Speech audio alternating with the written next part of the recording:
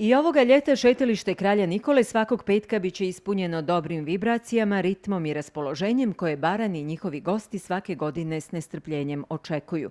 Nastupit će neka od najpoznatijih muzičkih imena ex-ju regiona koji pripadaju različitim muzičkim žanrovima, čime će biti zadovoljeni ukusi širokog auditorijuma. Prve koncerte turistička organizacija Bar priređuje u saradnji sa nevladinim sektorom. To znači da će se koncerti organizovati i ove godine, svakog petka na šetalištu Kralja Nikole u Baru, da će ulaz biti slobodan za sve kao i prethodnih godina, s time što ajde možda da kažem da smo ove godine uključili i naše kolege iz nevladinog sektora koji zaista svih prethodnih godina na nekim drugim poljima su sarađivali sa turističkom organizacijom Bar, jer smatramo da je to zaista jako uspješno i naravno kada više ljudi učestvuje, nadam se da ćemo bolje i odraditi i pripremiti sve.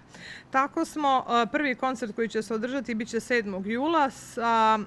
Organizovali smo ga sa nevladinom organizacijom Sinteza. Ja ću samo kazati da će se održati na starom mjestu, znači na šetalištu Kralja Nikole, da će nastupiti Ortodokelc, Iskaz i grupa Ničim izazvan. Možda otprilike za svačiji ukus po nešto, barem smo se time rukovodili kada smo i ovo ljeto sa zvijezdama koncipirali.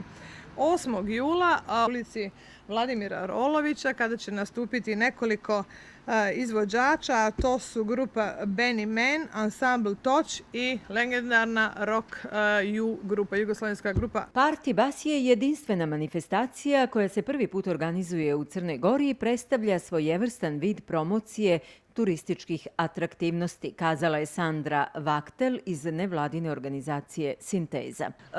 Bendovi koji dođu autobusom, jer je takav i naziv Party Bus, oni će svi biti u autobusu i proći će sjeverni, centralni i južni dio Crne Gore i imaće mogućnost da posjete sve one turističke i kulturne znamenitosti gradova u kojem se nalaze.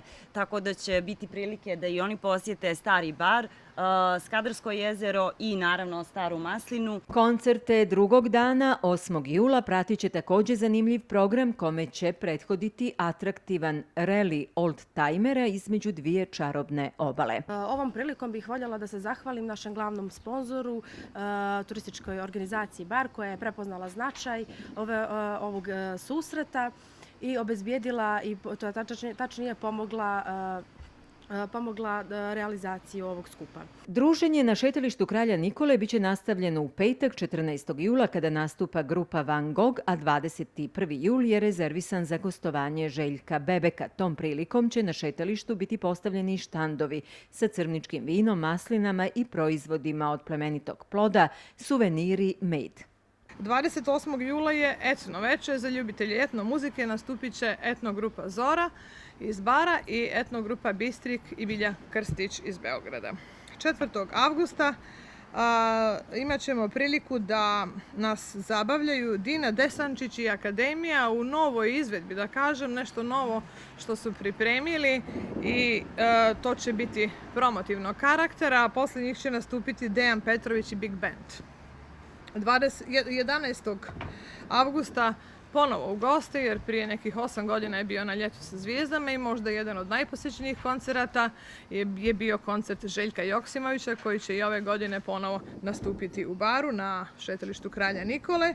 I s obzirom da smo, evo, ajde da kažem, i prošle godine imali nekog iz folk melosa, ako se tako može reći, ali nastupit će Ana Bekuta 18. avgusta. U turističkoj organizaciji Bara izuzetno su zadovoljni početkom ovogodišnje turističke sezone. Da smo na pragu, odnosno da smo u toku jedne veoma uspješne turističke sezone, možda do sada i najbolje.